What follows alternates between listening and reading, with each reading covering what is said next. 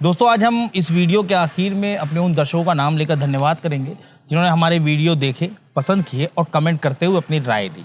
अगर आप भी चाहते हैं कि हमारी टीम आपका धन्यवाद करे, तो आप भी हमारे इस वीडियो को देखकर कमेंट करें और अपने नाम के साथ में ज़िले का नाम ज़रूर भेजें। और ये कमेंट वो हैं जो यूट्यूब पर किए जा रहे हैं हमारे चैनल पर। इंस्टाग्राम और फेसबुक के कमेंट को फ़िलहाल हम शामिल नहीं कर रहे हैं। और सबसे ज़रूरी बात तो ये है कि आप लोग पूरी खबर देखें और उसी से जुड़े हुए कमेंट करें। उन दोनों खूबसूरत बहनों ने पढ़ लिख कर ना तो नौकरी की और ना ही मॉडलिंग। उन दोनों ने ठगी का धंधा शुरू किया। ठगी ऐसी कि शातिर से शातिर इंसान भी पानी मांगने लगे। जी हाँ, ये दोनों बहनें पहले तो शादी करती, फिर सुहागरात मनाती और फिर घर का सारा सामान लेकर रफू चक्कर हो जाती। असल में उन दो नौजवानों की शादी नहीं हो रही होती है। पूरा घर खासा परेशान होता है। घर में धन दौलत सब होता है, लेकिन बहू की कमी से घर सूना सूना है। बुजुर्ग ताराचंद जाट को बेटों की शादी की फिक्र सताए जा रही होती है। उन्होंने सोचा कि अगर बेटों की बढ़ती उम्र में शादी ना हुई, उम्र लगातार बढ़ रही और शादी नहीं हुई, तो मेरा वंश कौन आगे बढ़ाएगा। इसी बीच राजस्थान के सीकर जिले के दाता रामगढ़ में रहने वाले ताराचंद की मुलाकात जयपुर में भगत सिंह से होती है। भगत सिंह की दो बेटियां होती हैं, काजल और तमन्ना, जो कि बहुत खूबसूरत हैं। ताराचंद ने भगत सिंह से कहा कि यार, मेरे बेटों की शादी नहीं हो रही, उम्र लगातार बढ़ रही है, कोई अच्छा रिश्ता हो तो बताओ। मुझे दान दहेज कुछ नहीं चाहिए, परिवार बस अच्छा होना चाहिए। ताराचंद की बात सुनते ही भगत सिंह बोलता है, अरे इतनी सी बात, मेरी दो बेटियां हैं, तुम चाहो तो उनसे अपने बेटों की शादी करा दो। इस तरह हमारी दोस्ती रिश्तेदारी में बदल जाएगी और हमारा ये रिश्ता हमेशा हमेशा के लिए मजबूत हो जाएगा। ये बात कहते ही भगत सिंह अपने मोबाइल में बेटियों की तस्वीर दिखाता है। लड़कियों की जो तस्वीरें होती हैं, चूंकि लड़कियां तो बड़ी खूबसूरत होती हैं, तो लड़कियों की तस्वीरें देखकर ताराचंद मचल उठते हैं। वो कहते हैं कि यार भगत सिंह, ये बेटियां मेरे बेटों के लिए बिल्कुल सही रहेंगी, बस तुम रिश्ते के लिए हाँ कर दो और मैं कब आऊँ तुम्हारे घर। जिस पर जो है भगत सिंह कहता है कि देखो, ये मेरी बेटियां हैं, जैसा मैं कहूँगा वैसा ही करेंगी, ये बहुत संस्कारी हैं। भगत सिंह की बात सुनकर ताराचंद और खुश हो जाते हैं। अब इनकी तो मानो उनकी खुशी का ठिकाना ही नहीं रहा। इसके बाद भगत सिंह कहता है यार तारा, देखो एक दिक्कत है। ताराचंद पूछते हैं, बताओ क्या परेशानी है। तो भगत सिंह कहता है कि यार, मेरे पास इस वक्त बिल्कुल भी पैसा नहीं है। तुम एक काम करो, मुझे 11 लाख रुपए दे दो, जिससे मैं शादी की तैयारी वगैरह करूंगा और फिर अच्छा सा मुहूर्त निकाल कर हम बेटियों की शादी कर देंगे और धीरे धीरे मैं तुम्हारा पैसा भी चुका दूंगा।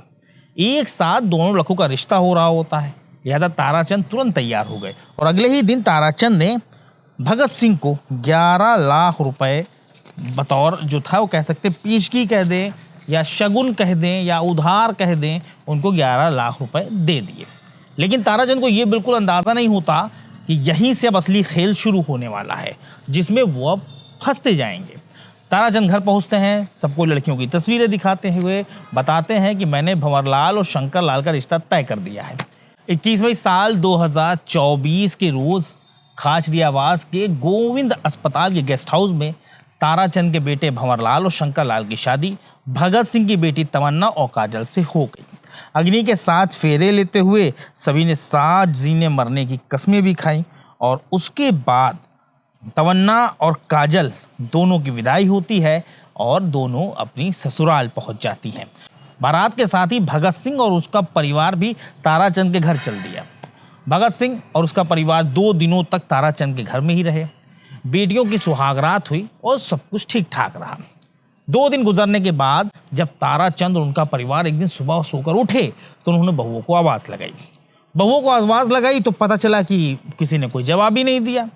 अब भाई ढूंढाई मची, तो पता ये चला कि दोनों बहुएं, जो नई नवेली बहुएं थीं, वो तो घर से गायब हैं। फिर उसके बाद जो था, बहुओं के जो माता पिता घर में रुके हुए थे, जो भगत सिंह जिनके पिता थे, उनकी माँ थी, उनके बारे में उनको देखा गया तो वो भी लापता थे। और सबसे बड़ी बिजली तो उस वक्त गिरी जब पता चला कि बहुओं के साथ साथ उनका परिवार गायब है और घर में रखे हुए बहुओं के जेवर और नकदी सब गायब है। ये ताराचंद को समझते देर नहीं लगी कि मेरी बहुएं कोई नॉर्मल बहुएं नहीं, बल्कि लुटेरी दुल्हन थीं, जो उनको लाखों रुपए की चपत लगा गई। बहुओं की इस हरकत से ताराचंद को न सिर्फ रुपयों का जेवर का नुकसान हुआ बल्कि उन्हें सामाजिक जलालत भी झेलनी पड़ी। नमस्कार, आदाब, सत श्री अकाल। मैं हूं मोहम्मद आसिफ दुलार और आप देखना शुरू कर चुके हैं हमारी खास पेशकश केस डायरी विद आसिफ दुलार। ताराचंद और उनके परिवार को उनकी ही बहुओं ने ठग लिया, लिहाजा ताराचंद ने तुरंत ही सीकर जिले के दाता रामगढ़ थाने में मामला दर्ज कराया। इंस्पेक्टर जय सिंह बसेरा ने मामले की जांच शुरू की और फिर 18 दिसंबर 2024 के रोज भगत सिंह और उसकी पत्नी सरोज के साथ साथ उनकी बेटी तमन्ना को मथुरा के गोवर्धन से गिरफ्तार कर लिया गया। यानी कि ताराचंद की एक बहू को गिरफ्तार कर लिया गया, उसके जो संदिग्ध थे वो भी धर लिए गए। पहले तो ये सभी खुद को बेगुनाह बताते रहे, लेकिन पुलिस की सख्ती के आगे सभी टूट गए और उसके बाद उन लोगों ने जो बताया वो कोई आम इंसान नहीं बल्कि एक शातिर ठग होते हैं, जिन्होंने ताराचंद ही नहीं बल्कि तमाम लोगों को अपना शिकार बनाया होता है। लेकिन दूसरी बेटी काजल फरार हो गई। पिछले 1 साल से पुलिस उसकी तलाश में खाक छान रही होती है और हर बार काजल पुलिस को चकमा देने में कामयाब हो गई। लेकिन आखिरकार राजस्थान पुलिस ने हरियाणा के गुरुग्राम से काजल को भी गिरफ्तार कर लिया। काजल गुरुग्राम के श्रावस्ती इनक्लेव में सूरज नाम के आदमी के साथ रह रही होती है। सीकर पुलिस ने गुरुग्राम के सेक्टर 37 थाना इलाके की गली नंबर 2 के एक मकान से काजल को दबोच लिया। पुलिस की पूछताछ में काजल ने कई चौंकाने वाले खुलासे भी किए। उसने बताया कि उसके पिता भगत सिंह एक ठगी का नेटवर्क चलाते हैं। अपनी दोनों बेटियों को कुंवारा बताकर रिश्ते तलाशने का ढोंग किया जाता है और अमीर परिवारों को तलाश किया जाता है जिनके बेटों की शादी नहीं हो रही होती। उन्हीं के घर में हमारी शादी होती और फिर हम पूरा घर साफ करके फरार हो जाते। काजल ने बताया कि उनकी गैंग ने अब तक राजस्थान, उत्तर प्रदेश और हरियाणा जैसे कई राज्यों में कई तरह के कांड किए और अब तक उन्हें कोई पकड़ नहीं पाया, लेकिन अब उन्हें धर लिया गया है। तो ये थी काजल और तमन्ना की सनसनीखेज कहानी, जहाँ फिलहाल काजल को पुलिस ने गिरफ्तार कर लिया और उससे पहले उसके परिवार को पिछले साल ही गिरफ्तार किया जा चुका है। अब उन दर्शकों की बारी जिनका हम नाम लेंगे, जिन्होंने हमारे वीडियोस पे कमेंट किए, हमारे वीडियोस देखे, अपनी राय दी। इस लिस्ट में सबसे पहला नाम है सुल्तानपुर ज़िले से एक वरिष्ठ पत्रकार हैं अज़हर अब्बास। अज़हर अब्बास जिसने अपनी ये बहुत ही कीमती राय हमें दी है और उस राय पर बहुत जल्द हम काम शुरू करेंगे। इसके बाद दूसरा जो नंबर है वो है ब्रजेश सिंह, जो कि लखनऊ के रहने वाले हैं। लखनऊ से ही इरफान अंसारी जी हैं, बहुत बहुत शुक्रिया आप दोनों का ही, जिन्होंने अपनी कीमती राय दी। इसके बाद हम शुक्रिया अदा करना चाहेंगे रिया सिंह का, जो कि लखनऊ से ही ताल्लुक़ रखती हैं। उसके बाद नाम आता है बाला सिंह का। बाला सिंह हिमाचल प्रदेश से हैं, जो कि हमारे रेगुलर व्यूवर हैं और लगातार अपनी राय हमारे वीडियोस को, हमारे चैनल को इम्प्रूव करने के लिए अपनी राय देते रहते हैं। उसके बाद जो इसमें सबसे ख़ास नाम है वो है वरिष्ठ पत्रकार मनोज एटलस जी का, जो कि दिल्ली से ताल्लुक़ रखते हैं और बहराइच ज़िले से मोहम्मद आज़ाद हैं और लखनऊ से सीमा है। तो वहीं दुबई के एक हमारे दर्शक हैं जो रेगुलर बेसिस पे हमारे चैनल को देखते हैं, उनका नाम मोहम्मद शारिफ है। शारिफ हमारे बड़े रेगुलर व्यूवर हैं और अपनी राय भी लगातार देते रहते हैं। और उसके बाद हम ख़ास शुक्रिया अदा करना चाहेंगे कुलदीप द्विवेदी का।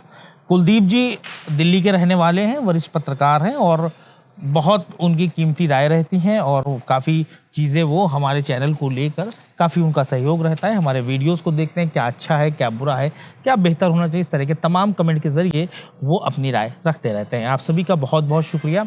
बहुत जल्द एक ऐसी सच्ची घटना के साथ हम आपके सामने हाजिर होंगे। तब तक के लिए हमारी टीम को इजाज़त दीजिए और अपना ख्याल रखिए।